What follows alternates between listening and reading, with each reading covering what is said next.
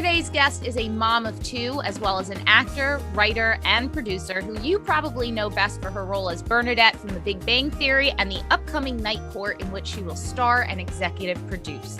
But she's here today to chat with us about her current project, Oscar's Kids, a charity focused on finding a cure for DIPG, an aggressive form of pediatric cancer. Please welcome Melissa Rauch. Hi. Hi, Melissa. Hi. How are you both?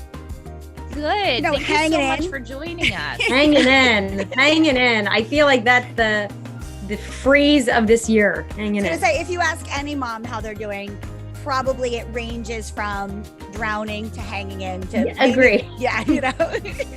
You never thought like that poster that was in our guidance counselor offices growing up, like just the cat hanging in, never has rang more true. And I'm allergic to cats. So just kidding. Please tell us about Oscar's Kids.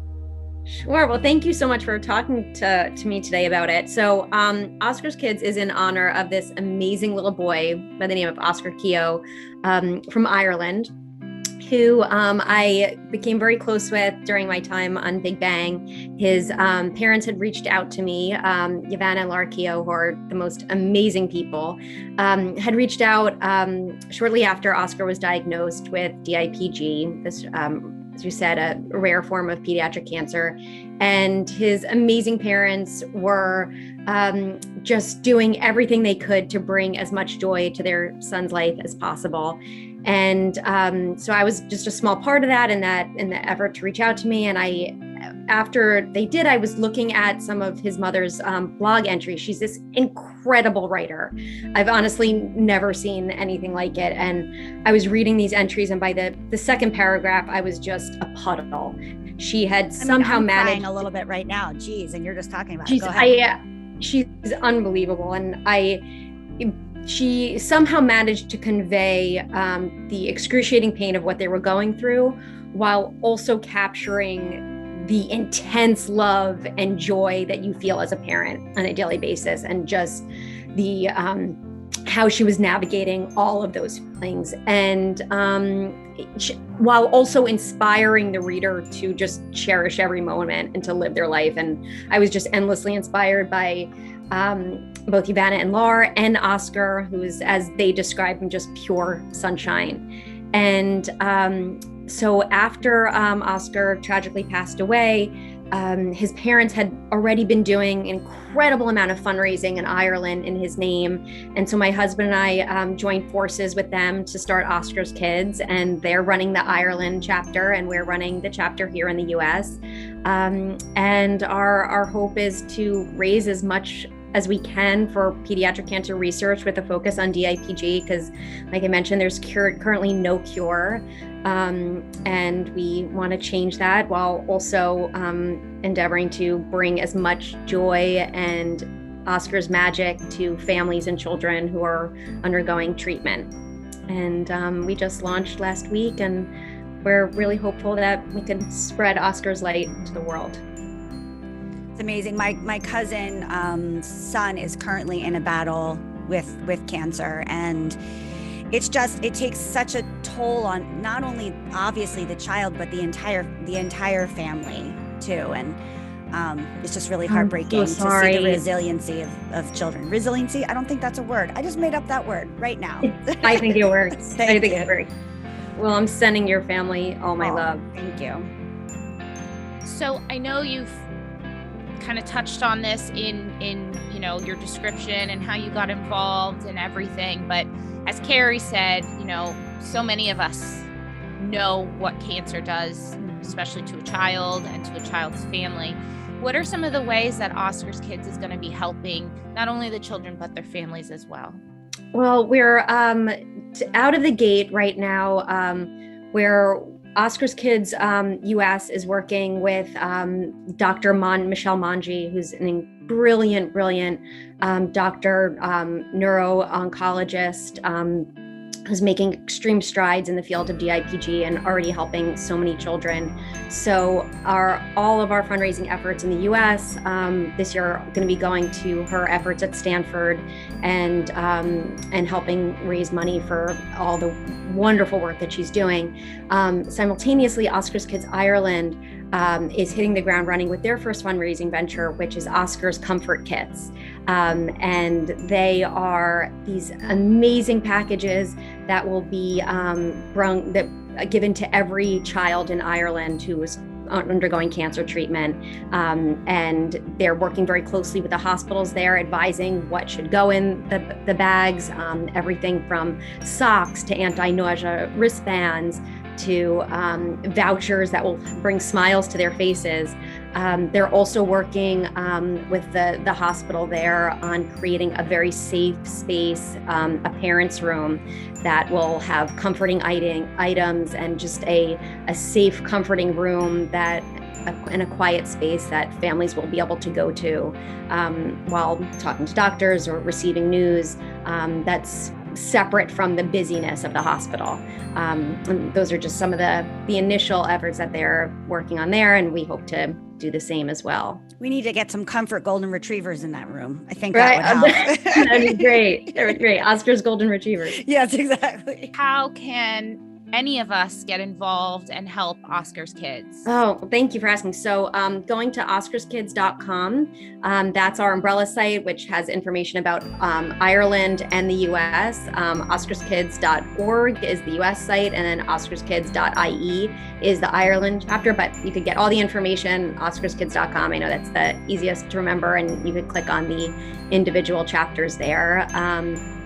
Just spreading the word would be wonderful since we're a new charity, and telling all your friends and helping us get the word out. And like I said, all the information's on the website about how you can give and support.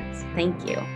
So changing gears slightly, your character, Bernadette, had this amazing storyline where she was so exceptionally intelligent and still found herself, like so many of us, torn between being a new mom and not feeling fueled by just like being just a mom, even though she loved her kids.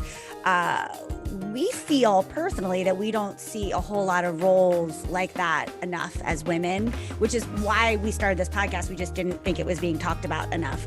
How do you think this shapes the perception of modern moms? I thought that Big Bang did such a wonderful job with the Bernadette motherhood storyline, starting with just her struggle, not knowing if she wanted to be a mom when she was pregnant, if she would be a good mom, if she had those maternal instincts, and then the push and pull of loving her job and knowing that she was going to go back to it, but also the struggle of now having this family at home who her heart was with.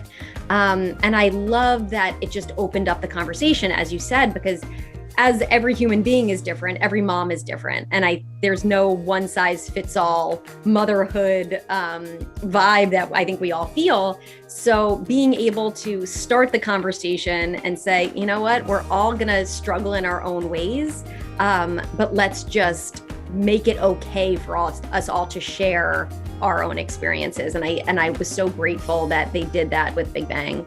And it was just, Bernadette became a mother before I did.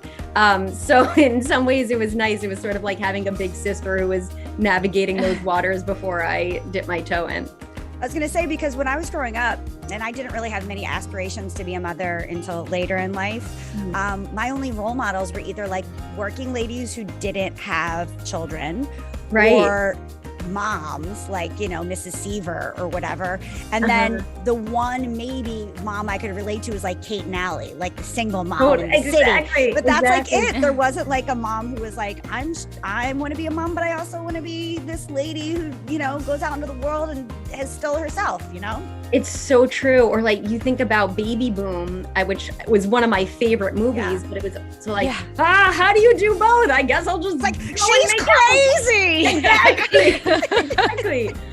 Yeah, like George Cruz. I mean, truth be told, I feel like that every single day. So, I don't know how much is actually changed.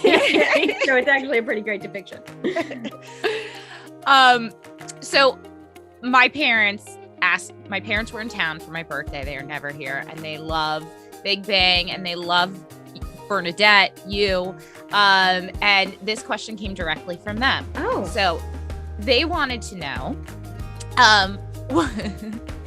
for your Big Bang fans, hi Mom and Dad, what was one thing about you that would really surprise them the most? That's such a mom and dad question to ask. I know, but isn't it I so love your cute? mom and dad. Well, first of all, happy birthday to you. Was it just recently? Thank you. It was yesterday. Oh my goodness. Happy birthday. Thank you. I'm just getting older. It's like happens. It's like when your mom and dad come after your play and go, how did you learn all those lines? That was basically like that question. Totally. I love it. Oh, well, thank your parents for me. I will. I would say, fun fact, the couch that we were sitting on, for someone who was my size, was very hard to get in and out of because it would have it was very deep. And I look very tall and stately on this Zoom, but I'm about 5 feet. So every time I sit back, my legs would just go up.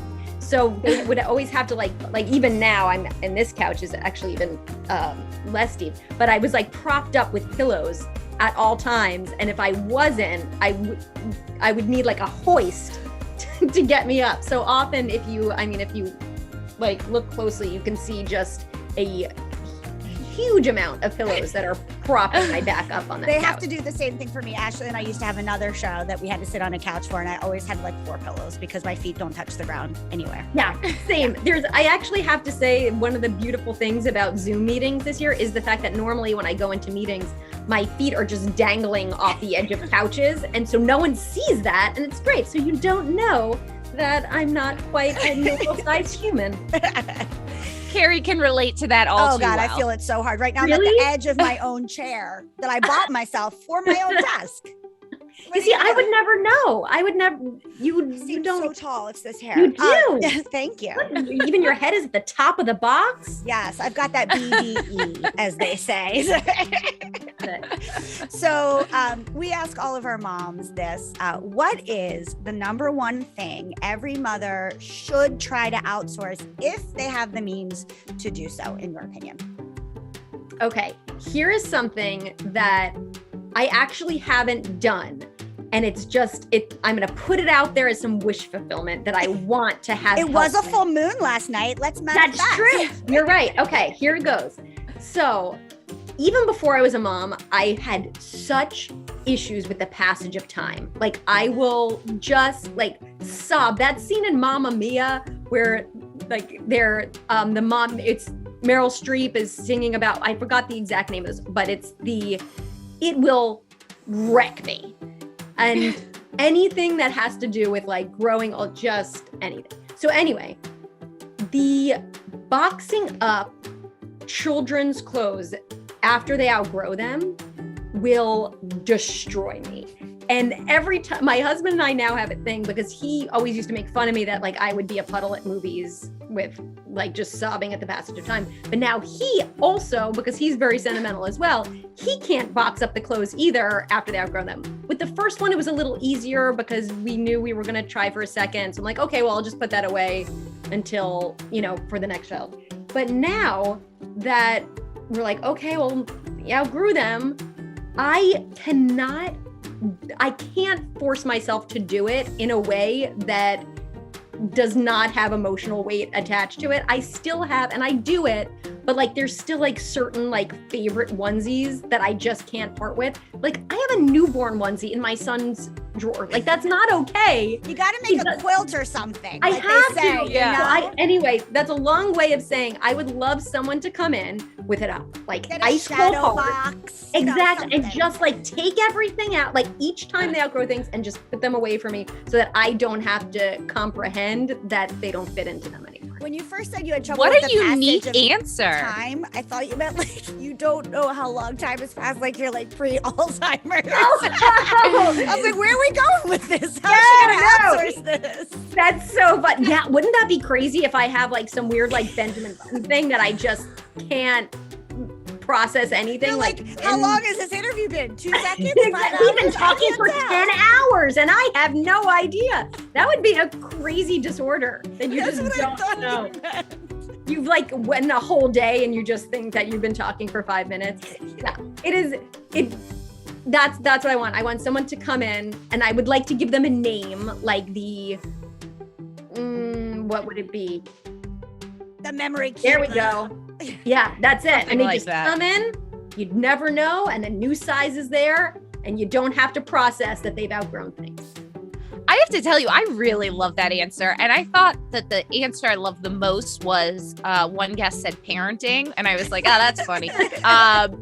But that was really good.